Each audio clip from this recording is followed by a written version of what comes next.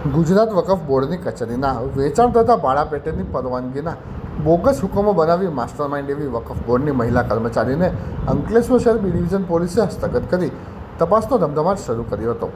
જીતાલી તથા કોસંબડી મસ્જિદના ટ્રસ્ટીઓ પણ આ પ્રકરણમાં જેલની હવા ખાઈ ચૂક્યા છે.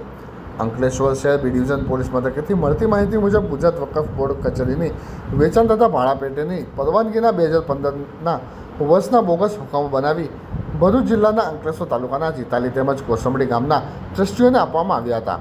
જે બાબતે છેલ્લા એક વર્ષથી ખૂબ જ ચર્ચા રહેલ મુખ્ય સૂત્રધાર પૈકી ઇકબાલ દેરાની ભરૂચ લોકલ ક્રાઇમ બ્રાન્ચની ટીમે અંકલેશ્વર તાલુકાના ગુમાનદેવ ખાતેથી ઝડપી પાડ્યો હતો.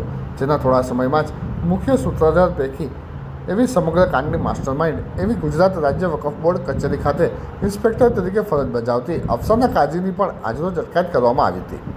બોગસ દસ્તાવેજી પ્રકરણમાં મહિલા અફસાના માનુ મોહમ્મદ રફીક અશરફ મિયા કાજી રહેવાસી બાગબાન ડુપ્લિકેટ્સ રજાક મસ્જિદની સામે ફતેવાડી વેજલપુર અમદાવાદ દ્વારા એક કે બે વખત નહીં પરંતુ 5 વખત ખોટા દસ્તાવેજ બનાવી નોંધણી અધિનિયમનો ભંગ કરી છેતરપિંડી કરી તેનો ખરા તરીકે ઉપયોગ કરી અનેક વખત આ પ્રકારનો ષડયંત્ર રચી જમીન વેચાણમાં આવ્યું હોય અંકલેશ્વર શહેર બી ડિવિઝન પોલીસે મહિલાને ઝડપી લઈ કાયદેસરની કાર્યવાહી હાથ ધરેલ છે.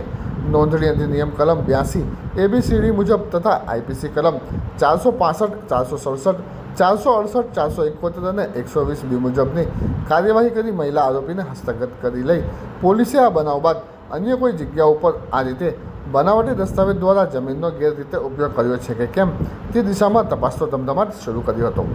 સૂત્રીય માહિતી મુજબ જો ઊંડાણપૂર્વક તપાસ કરવામાં આવે તો અનેક વકફ ભૂમાફિયાઓના નામ પણ બહાર આવી શકે તેમ છે. અફસાના કાજી અને મુકેશ જૈન ફરાર હોવાથી ભરૂચ પોલીસ તેમની ધરપકડ માટે સતત પ્રયત્ન કરતી હતી. અગાઉના દિવસોમાં મુકેશ વનરાજ જૈનની પણ ધરપકડ થાય તો અનેક રહસ્યો ઉપરથી પડદા ઉચકાશે તેમ હાલ તો લાગી રહ્યું છે. અફસાના કાજીના 7 ગુનાઓમાં નામ ખુલવા પામેલ છે અને મુકેશ જૈનનું 6 જેટલા ગુનાઓના નામ ખુલવા પામ્યું હતું.